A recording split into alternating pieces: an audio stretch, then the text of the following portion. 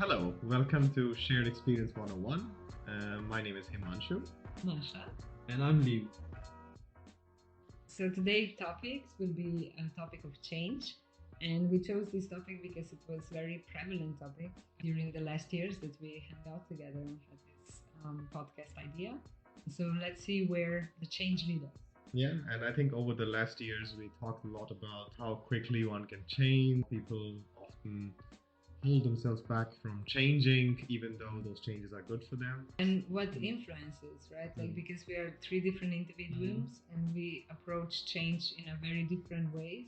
Yeah, so why do people often resist change, even when it may be beneficial to them? I think resistance is in some way always good in the beginning, because that means that the things that we are trying to change was kind of working till now in some way, because otherwise there will be not resistance, right? Like if you're looking at the human beings, it's always like this: when we are in too much pain or in too much frustration, then the change is very easy. So when we come to the bottom, let's say, right, then the change is like you have no resistance to it. But if you are still benefit something out of the old or something that you're trying to change, if there is still some gains that you're having, then the resistance is there.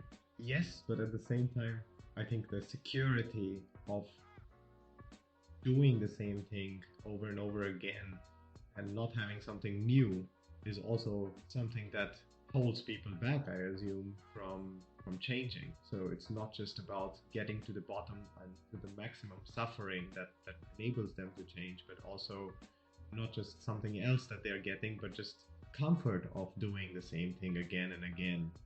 Not necessarily they're getting something else out of it, but just this comfort itself could be something that holds So them in back. the sense, it's effortless not to change. Yeah.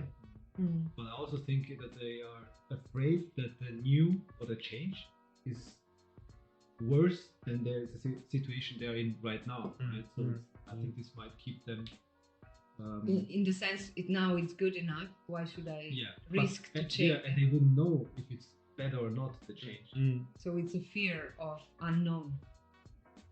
I think so. Yeah. I mean, there are definitely multiple factors, but I think this is also one of the resistance. Of them, But I think the other one that we should not forget, it's about this, what we were talking about, it that if you're lacking an experience of something, what you are saying, so it's unknown, right? Like you are changing something that it's comfortable, that it's known, that it's, your habit, it's a safe place, it's a comfort zone, and you don't know if this change will improve that comfort zone or will just destabilize it. If you are able to experience the experience before you experience it in your mind, so that you can really imagine what kind of influence this change will have on you, and we come to this beneficial part of the change. If you really are able to experience these benefits before you're implementing the change, I think then the resistance is less. But if you're not able to really formulate the idea how this change is influencing you, or what will be the outcome of the effort that you have to put that the change is going into the development. But I also think that another factor which goes along with what you're saying is you can have that. You can have imagined what the change would lead to, and how that could be helpful for you. But if the environment does not reinforce that, so if there is no safety in the environment for you to experience what it would be like, maybe in the imagination, yes, but in reality, it holds you back from making a change. I think that could also create internal resistance, because then you will not be able to adapt into the new environment with this change that you're wanting to have within you. But the resistance is there in the first place because it protects us on some unconscious level, right? And you're saying, like, if you're safe enough to risk it, that even if in the worst case scenario you will still be okay, if there is this feeling in your support back, or go back, exactly, so that you feel safe enough to be unsafe for some moment, or like go into unknown, then the resistance has no function anymore, because you don't need the protection, because you're safe anyway, right? Even in unsafe environment. So this is how psychoanalysis sees the resistance, no? Mm-hmm. Yes, but I was also thinking during the change, safety, what you're saying, but I was also thinking about after the change as well. So, and not safety, but the environment. So, for example, supportive of the change. So, for example, I want to, let's say I'm an alcoholic and I want to quit drinking, and this is a change I want to create in my life. But at the same time, people around me are drinking all the time, and they're not, and then I think about how it would be, my life would be, if I'm not drinking, and if I could just focus it on how I will be feeling personally. Yes, that can help me, to overcome a little bit, because I will see how better it will be. But then, I go through that, or I think about it, then I start to think about the environment around me, and I realize like, oh, but it's going to be so hard for me because I'm surrounded by people who are drinking all the time, and this process of change will be very difficult. Then I have again resistance, because what's the point of doing this anyways, because I will go back to it. You have so much to lose, right? Yeah.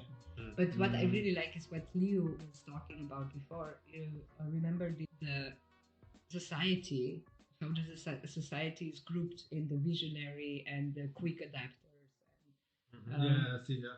Can you explain this again? Yeah, I mean, that would be the next question. The question is actually, how can individuals in society overcome resistance to embrace transformative experiences? Right? Okay. So what I explained was, I don't know where I picked this up, but I picked it up somewhere in a video or something. So they said like there about 2% are visionary, right? Like inventors and stuff like this. The next group of people are 18, so 18, not 18. Yeah. 18% who are early adopters, who see some changes or some new things coming up, and they would adopt it immediately in their without lives. The resistance. Without right? resistance, right? Yeah. And then the next group is 40%. I don't know the name of them, but they need someone close who gives them real life experiences and something more tangible, and then they will be able to change. Supportive environment. And then there are 40%, another 40% of people who are very hard to change, right? So and they said how you change societies, you focus on the 18%. So because they adopt, and then they start the process of change, because they will influence then all the others. People they know, and then it spreads, Exactly. Yeah. Right. It's then the web. But it's different if you focus on individuals. I think you guys we had this talk, I don't know, and it's different if you focus on single people, right? Because there you don't have this. But I mean, we talked about this as well. It can be seen as a group thingy, as a society group thingy, but it can be also seen individually. Because I believe that there are things that I will be visionary about. There are things that I will be able to adapt, like early adapters, or how you say. And then there are things that I go into the group of people who would not change at all, right? So I think also individually, there are topics that are, easy to implement the change in, and then there are topics that are really hard. That there's a lot of resistance there. Right? Even though both things would be beneficial to yourself, right? Yeah. The first time that I read Joe Dispenza, and he explains the change in the sense of the synapses in the brain, or the way how our body is, creating through the experience, perception, thoughts, emotions, creates the synaptic network, right? So, and more that you're repeating one behavior, or more that you're repeating one emotion, or the way how you talk, or whatever, like stronger this connection of the synapses are. When you are trying to implement the change, it means that you have to break those. Or create new ones, which is also then to reinforce the direction of the neurons through the new pathways is harder, because they have been used to going through the same pathways as before. Yeah, but the way how he would explain the resistance, it's very biological for him in some way. He is calling it as an addiction.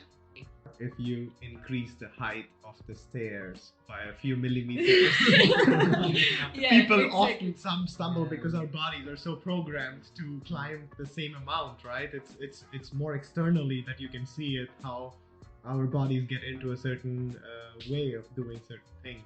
Yeah, so in the way how he is explaining this is the first step is that you have to be aware that, okay, this stair is 2 millimeters higher, right? And that you don't want to stumble. So you come over your body, actually. So if your body is the resistance part, is something that is holding you back because you program it for such a long time in a certain way, that your mind and your will has to now take a control and say, no, we are not listening to what you need right now, but we are implementing the change, right? And this would mean that every time, for example, you come to that stair, you remind yourself that this stair is a bit higher than the others, and then you consciously make a step, and then over time, you don't have this process consciously happening, and because then you come to the stair. And exactly. Then you reprogram yourself. And I like to see these changes generally in the positive light. Like we talked about, it's very humans are very can adapt to a lot of things. You know, like even though things they wouldn't believe, they would you just put them in this situation, and they will just adapt to their surroundings, environment, and live as it's has been there forever. But this is what amazes me about human beings. Like all the time, every time that I am trying to change something or trying to learn something new or whatever, and then you look at like the ability, like we are endless possibility. If you change the belief about something, you change the whole thing. Like we were talking about the allergies, right? Okay, so I can have a reaction of an allergy, and I can believe that the only thing that it will help me is to take the pill. But if I play around this belief and I say like, okay, maybe I'm not really in a favor of putting some chemicals inside of my body that I don't actually know what they are, right? So, okay, my body is telling me that this is something that is harming me. I will just tell him that this is nothing that is harming me. I will change this belief that my body doesn't need to defend itself towards the pollen or whatever, right? Yeah, it took some time, but I managed it once, and the first time that I had this positive reaction that my body was listening to my new belief, then it got easier. Like every time, next time that I was in the situation where I was suffering from the allergy symptoms, if I was in a good state to be mindful, I could just implement that. And then, of course, if I can do this with the allergies, what can I do with all the other beliefs that I'm having? Then this is what is amazing. We have so many possibilities if we are just open enough to be curious about the change, right? But it comes with another thing. I think in this example that you have a lot of control over your. It came with training, But that's what I wanted to say. I think the first step where I am, for example, with the allergies, is for me to be aware, or I'm not able to influence it in that way, as you mentioned that you. I'm still learning as well.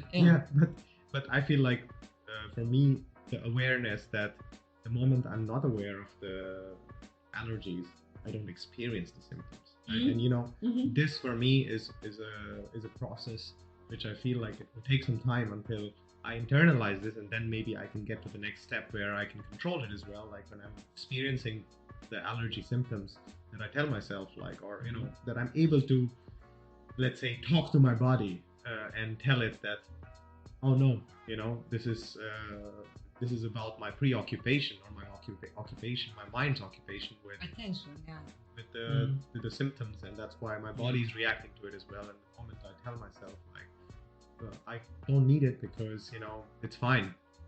These are just substances in the air. I mean, but the pollen allergy. And since we're talking about the resistance to change, and we all agree that we are able to change a lot of things, and that can be very empowering.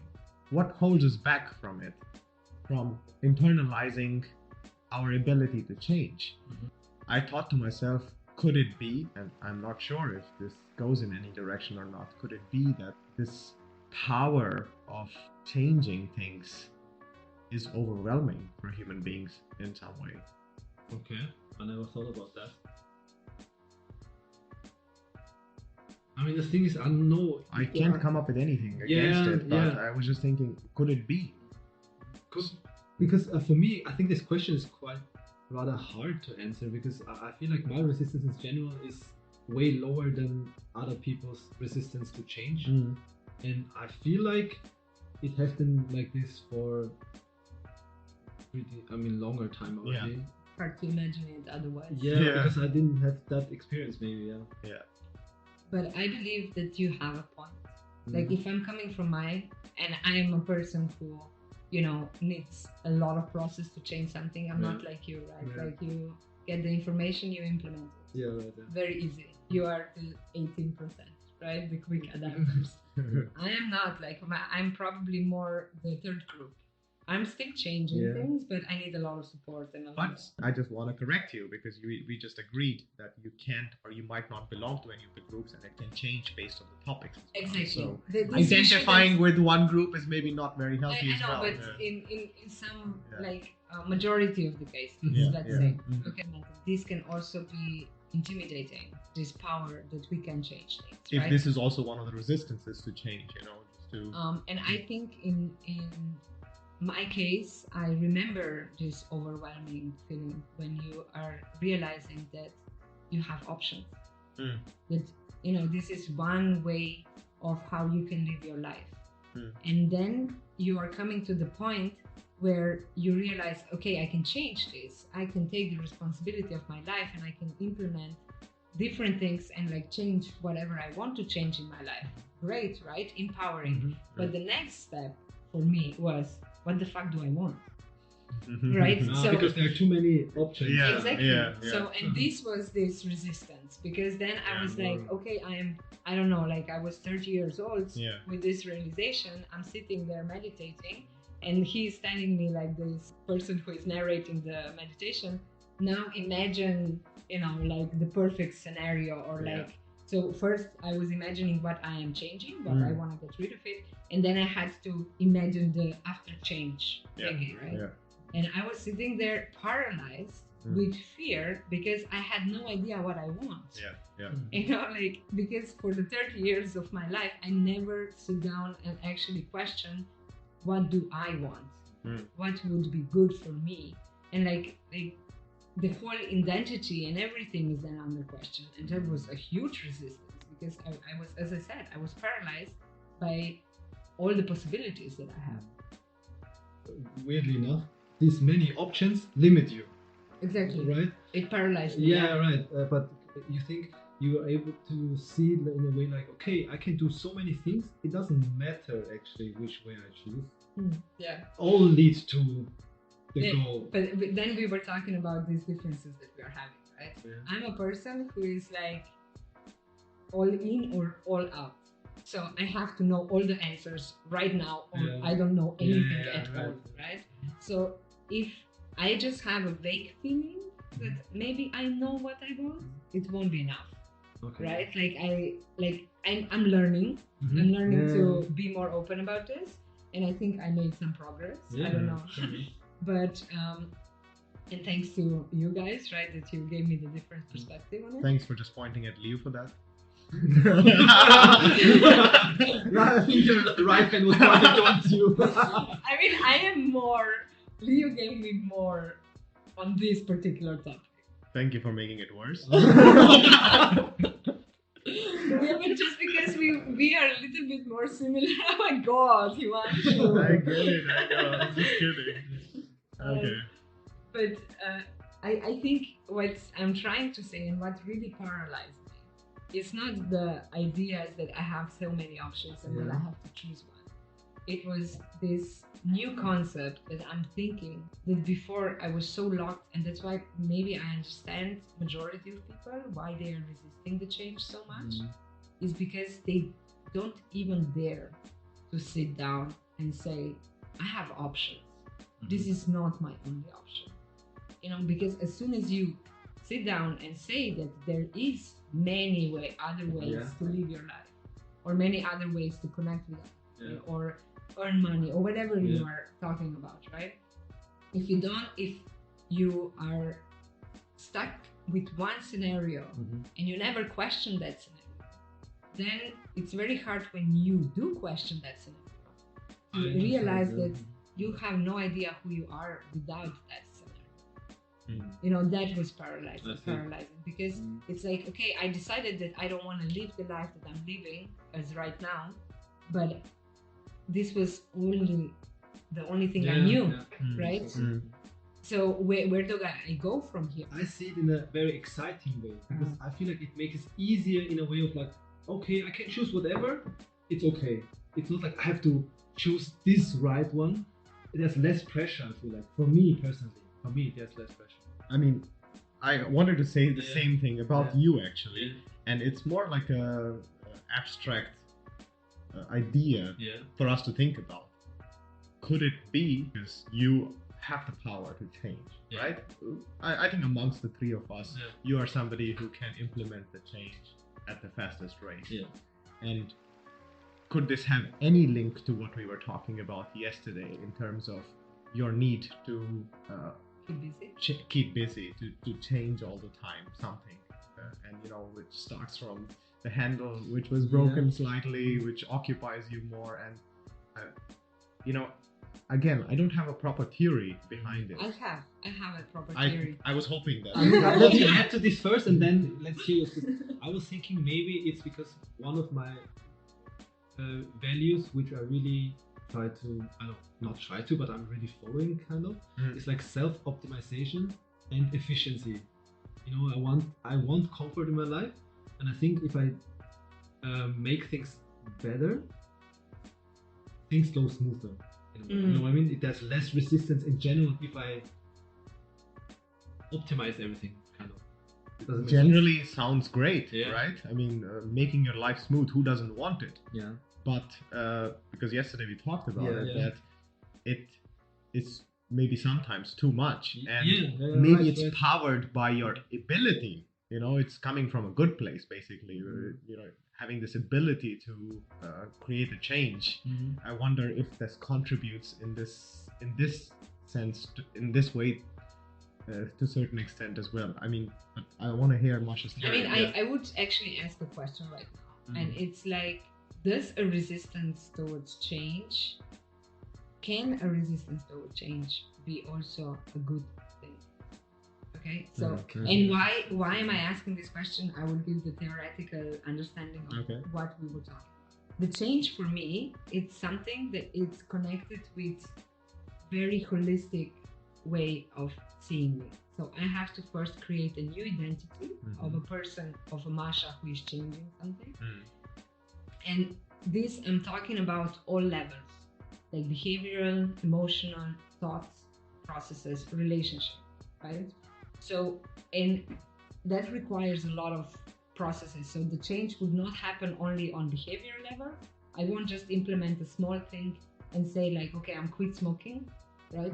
Like, because on a material level, the quit smoking, it's very easy. You just don't light another cigarette anymore, right? But like for me, this comes in a very holistic way. I have to first understand why I'm smoking till now, why the old Masha identity needs all this smoking thing, and then see really like, okay, I don't need this anymore, and create a new non-smoker version Masha, but on an emotional thinking, behavioral, like and relationship level as well. So in the sense of like, if I go to work and other people are smoking, how would this new Masha react, right? So there is a lot of processes, as you said, like, you know, planning and all this kind of stuff. But for you, it's not like this. You're not really, like, you're Leo in all the situation. It's unchangeable, right? You're this subject who is trying new things, who are optimizing. And you're just focusing on a behavior or on an emotion or on one very particular small fragment that you're changing right now. It will influence the bigger picture, right? But this is not your focus when you're implementing the change. For you, the only focus right now is to fix the handle, right? No, it's actually more. For example, smoking, I was thinking, you know, it's not just, it's in a holistic way, it's like my health, right? My whole health, it's affecting it, right? It's not just money, you stink, you know, whatever, it's way more. So this reason is already enough for me, like, okay, But that's the focus. That's what I think she means, right? Exactly. Like you have this But focus, this one focus, and then it's not changing from one to another. But I wanted to add, like, okay, why does it start? I think we talked it about in the past. For me, this change can happen at the same time as I think about stuff, you know. So I don't need to decide, oh, I need this and have a new picture of myself and then change. I change. I know it's already bad. You know, it's not a question already anymore. It's bad, and then I'm like, okay, why did I start? You know? Then I still reflect. So what is the difference between you and me? Is that I have to first create identity, and then change the behavior, right? You change the behavior, and this is changing your identity on the process.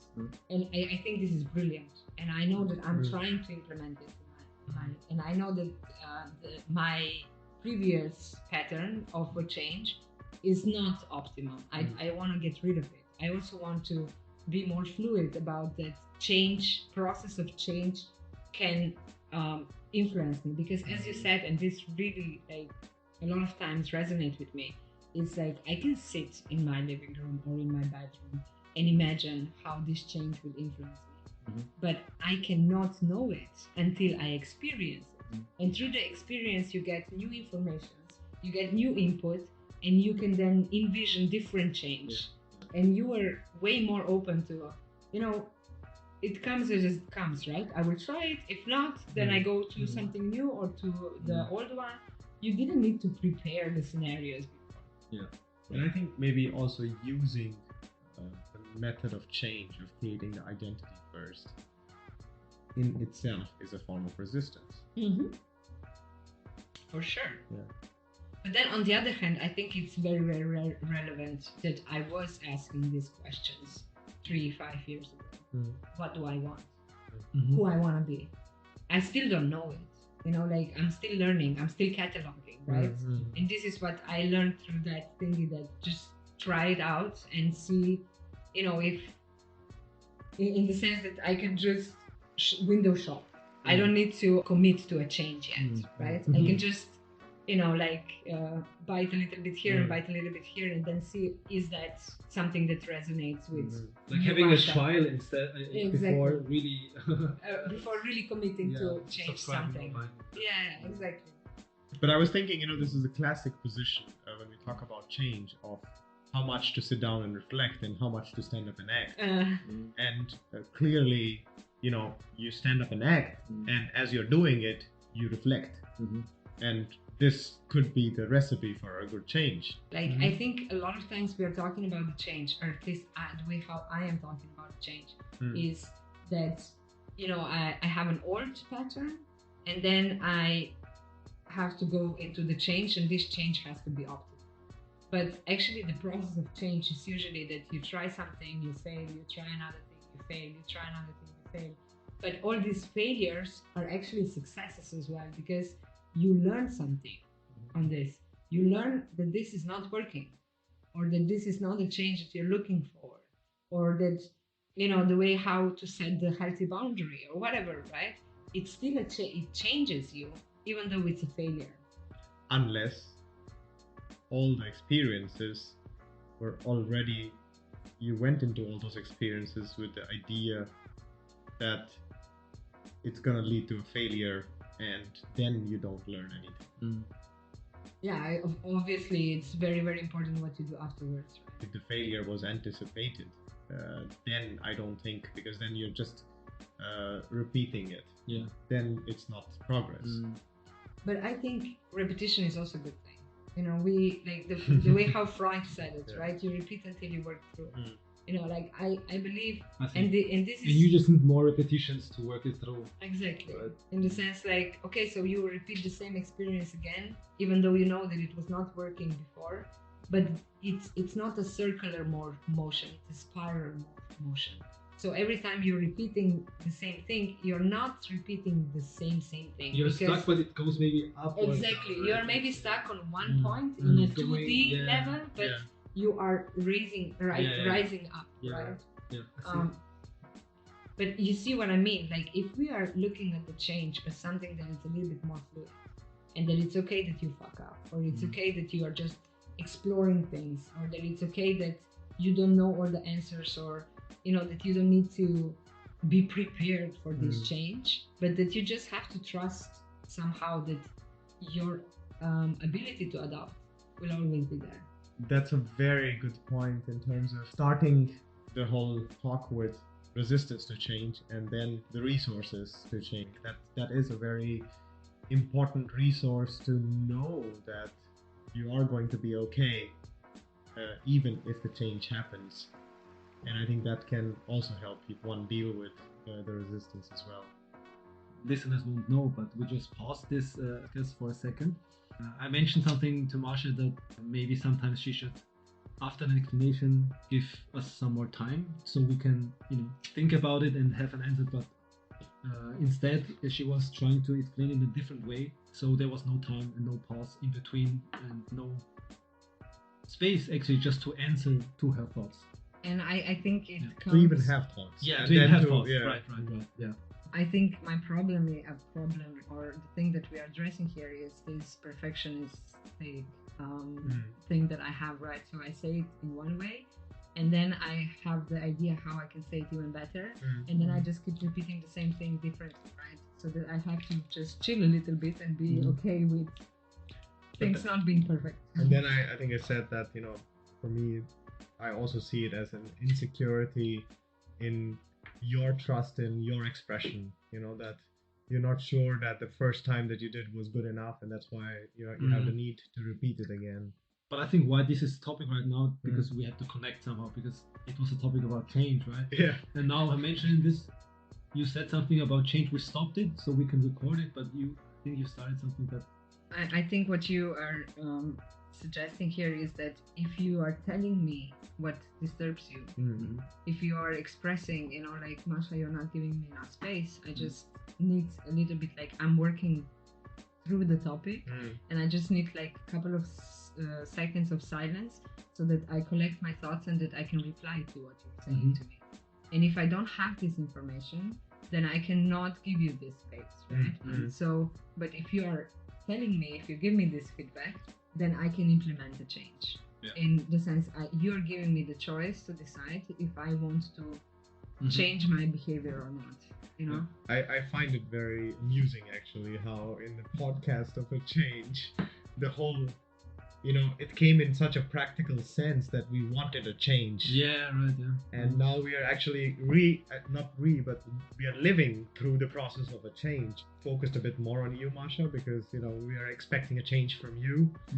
Now I'm curious how this is going on in your head. Like, what is the process that you're thinking about right now? How do you change? For example, right now it is different. I'm talking more, Lee was talking more. It already has changed a little bit, so you're clearly succeeding in this change, and I wonder what's going on through your mind.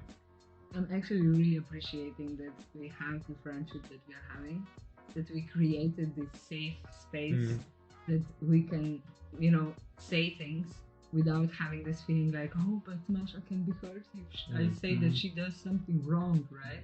I'm just appreciating that I have these relationships in my life, because a lot of people don't have, and they cannot change anything because they're constantly protecting each other from, I don't want to say this because I don't want to hurt.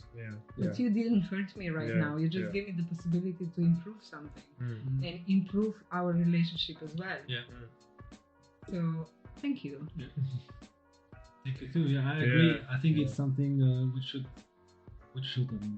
would be nicer, the world itself, if these connections are more present in a majority of people's relations. Alright guys, thanks for tuning in, and looking forward to you listening to us in the next episode. See you, bye. Bye.